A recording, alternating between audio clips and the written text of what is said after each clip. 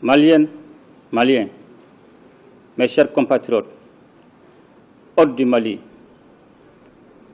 nous voici par la grâce d'Allah le Tout-Puissant au seuil de la nouvelle année. Je voudrais saisir cette heureuse occasion pour vous présenter mes vœux. En ce moment précis, j'ai une pensée profonde pour tous ceux d'entre nous qui souffrent pour quelque raison que ce soit, ainsi que pour nos forces de défense et de sécurité qui, de jour comme de nuit, veillent à l'intégrité du territoire et à la tranquillité de nos populations.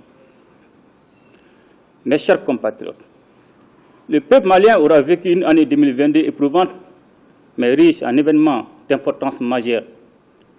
En effet, notre pays a été soumis à de dures épreuves liées à un contexte international difficile. Malgré une diminution importante de la prévalence de la COVID-19, son impact sur l'économie internationale et par ricochet sur l'économie malienne se fait sentir encore.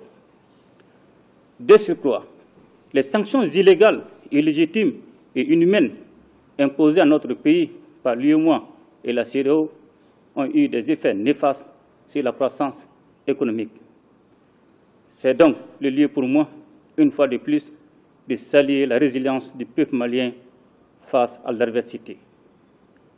Nous devons ceci à l'union et à la solidarité dont nous avons su faire preuve.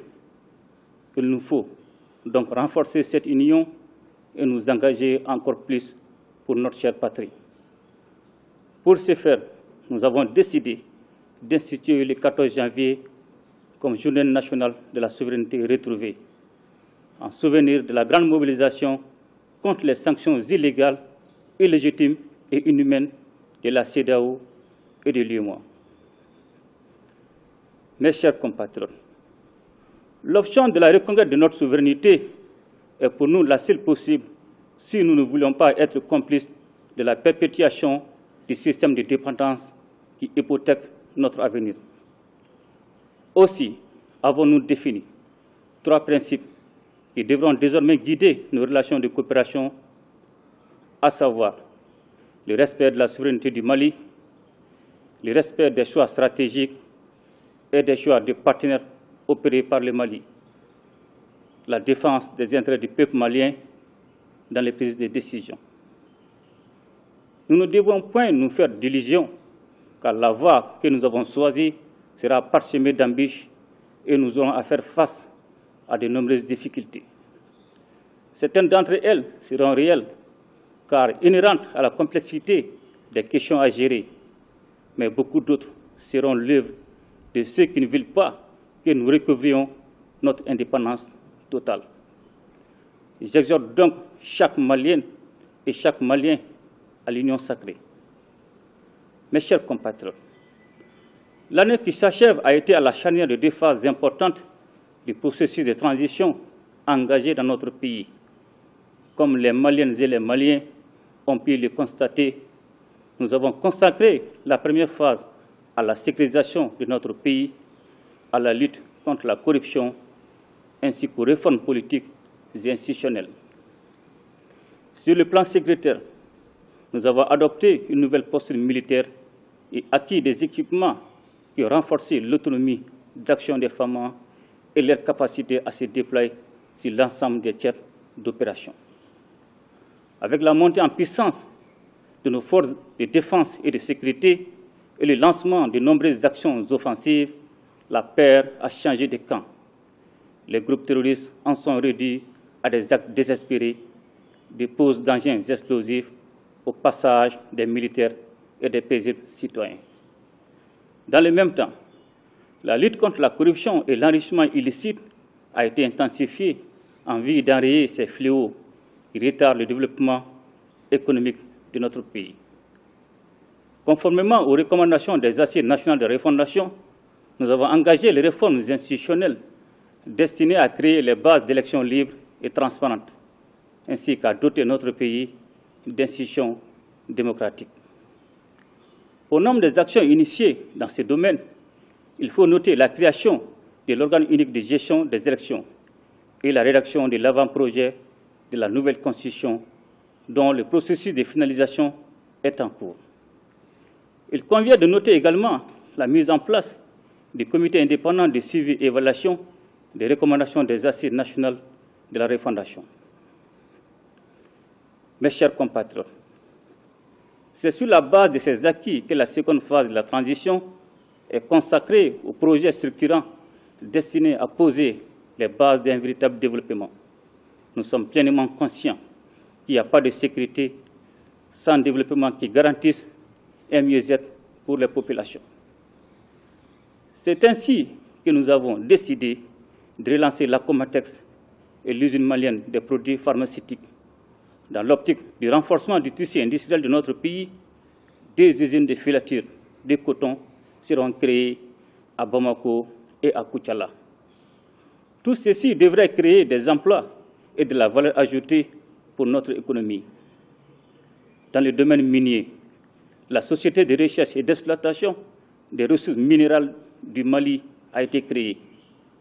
Par ces faits, nous ambitionnons de mettre les ressources minérales au service du développement exclusif de notre pays. Il faut noter aussi la relance du secteur ferroviaire. Le gouvernement est engagé sur plusieurs fronts en vue de la satisfaction des besoins fondamentaux des Maliens. Le projet de création du complexe hospitalier de 4e référence, qui s'ajoute à l'hôpital militaire de même niveau, participe de cet esprit. Aujourd'hui, plus que jamais, nous devons rester unis et engagés pour les grands sentiers de développement. Notre pays est riche en ressources naturelles, notre peuple est brave et travailleur. Ensemble, nous pouvons et devons créer les conditions de l'émergence du Mali.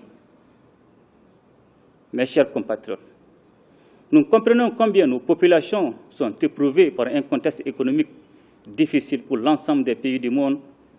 C'est pourquoi j'ai instruit le gouvernement de prendre des mesures pour contrer l'augmentation des prix des produits de première nécessité. Il faut rappeler que tout ceci intervient dans un contexte de baisse des recettes de l'État due à l'insécurité. Aussi, pour lutter contre la cherté de la vie qui fragilise davantage les couches les plus vulnérables, le gouvernement a pris des mesures énergiques destinées à stabiliser les prix et à augmenter le revenu des travailleurs. Ainsi, il a été accordé des subventions sur l'importation de plusieurs produits qui ont occasionné des manques à gagner à hauteur de 8 milliards de francs CFA pour le sucre, 3 milliards pour le lait, 1 milliard de francs CFA pour l'huile alimentaire et 132 milliards de francs CFA pour les produits pétroliers. Dans le même temps, l'harmonisation de la grille salariale induisant une augmentation des salaires pour les travailleurs d'un coût annuel d'environ 200 milliards de francs CFA. Cependant, au regard des résultats mitigés des mesures destinées à contenir les prix, il apparaît clairement que certains acteurs ne jouent pas le jeu de la transparence. C'est pourquoi il me paraît nécessaire d'exhorter à une action globale contre la cherté de la vie, impliquant le gouvernement, les opérateurs économiques et la population. Chacun devra jouer sa partition pour que les sommes importantes mobilisées pour cet objectif ne soient détournées et utilisées à des fins malsaines. Mes chers compatriotes, la réussite du Mali Koura dépendra de notre cohésion et de notre engagement. Nos labeurs individuels et collectifs en seront le levain. C'est donc avec beaucoup de confiance en l'avenir que j'adresse à chaque Malienne et à chaque Malien, ainsi qu'à nos autres, mes sincères vœux de bonne santé, de réussite et de bonheur.